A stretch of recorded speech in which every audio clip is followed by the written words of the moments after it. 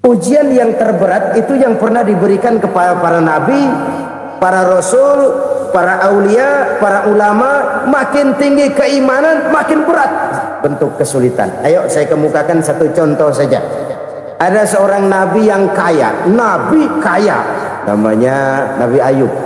Iblis kalau orang begini kan keki, ibadahnya rajin, kaya. Yang kayak begini susah digodain. Kalau ibadahnya rajin, miskin, kali bisa disogok. Sini imannya mantap, ibadahnya rajin, kaya, nabi lagi. Oh, tapi namanya iblis nggak kurang akal. Laporan, Tuhan, kenapa Les? Ya ini bahasa saya, bahasa Qurannya sih nggak gitu. Itu hambamu yang namanya Ayub, dia rajin ibadah cuma karena dikasih kaya aja. Coba kasih miskin dia, berhenti dia sembahyang. Ah, kamu bisa aja. Saya tahu Ayub itu hambaku yang ikhlas.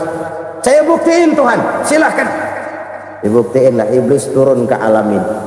Yang mula-mula dia lakukan, dia rusak sawah ladang Nabi Ayub. Dia binasakan binatang ternak Nabi Ayub. Sehingga dalam waktu singkat, jatuhlah Nabi Ayub dari orang paling kaya jadi orang paling miskin. Beliau masih ibadah di mihrab dalam masjid. Datang iblis. Saudara Ayub, ya, lagi ngapain? Ibadah. Nyembah Allah, nyembah Allah. Oh, percuma. Kenapa? Tuhan yang ente sembah nih, dia udah bikin miskin ente. Sawah ladang ente hancur lebur, binatang ternak binasa. Sekarang ente jadi orang paling miskin.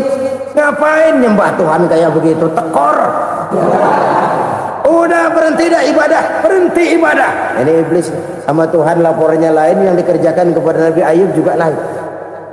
Benar begitu iblis kata Nabi Ayub? Iya, sawah ladang saya habis buras, binatang ternak saya binasa, binasa. Saya miskin, bangpak. Apa jawab Nabi Ayub? Bukan innalillahi, ini hebat. Alhamdulillahillazi a'tani wa akhraza minni. Segala puji bagi Allah yang telah memberikan harta kepada saya dan sekarang mengambilnya lagi. Alhamdulillah. Allah yang ngasih, Allah yang ambil. Itu mah urusan Allah. Iblis cuman ibadah jalan terus, sujud lagi Nabi Ayub. Iblis seleher gondok banget. Dasar Nabi nggak mempan dia apa-apain. Miskin malah alhamdulillah. Allah yang ngasih, Allah yang ngambil. Jadi kalau kita tidak komit, kita tidak terikat kepada kaya, miskin, senang, susah, apa yang bisa bikin kita susah? Jadikan kekayaan, kemiskinan, jadikan senang, susah sebagai anak buah yang bisa kita atur.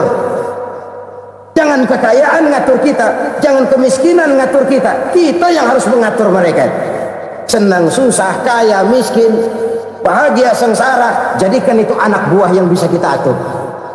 Kalau sekarang kita kaya, lain saat boleh jadi kita miskin, semiskin-miskinnya. Allah yang ngasih, Allah yang ngambil. Tenaga mana yang bisa menghalangi?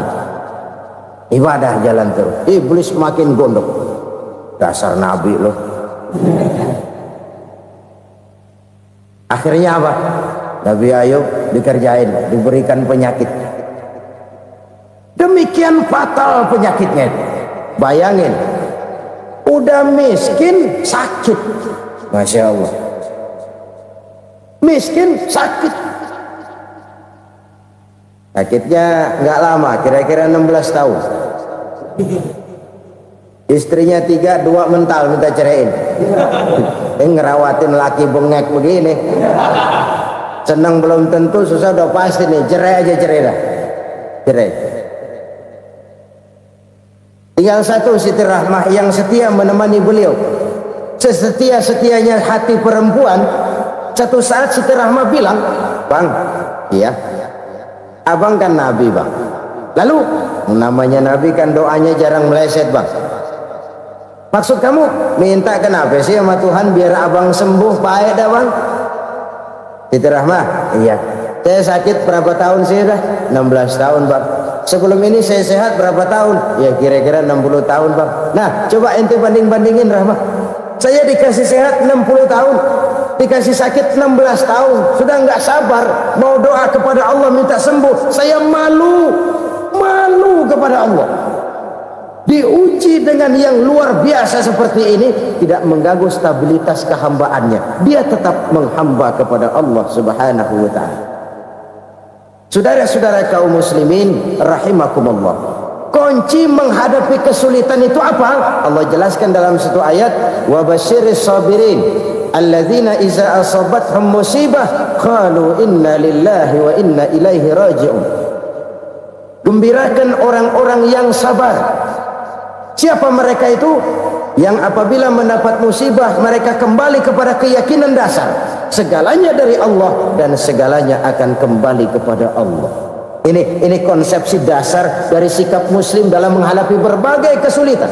Segalanya dari Allah, segalanya akan kembali kepada Allah. Kalau ini sudah kondisi dasarnya, maka kita akan lapang menghadapi kenyataan bagaimanapun pahitnya.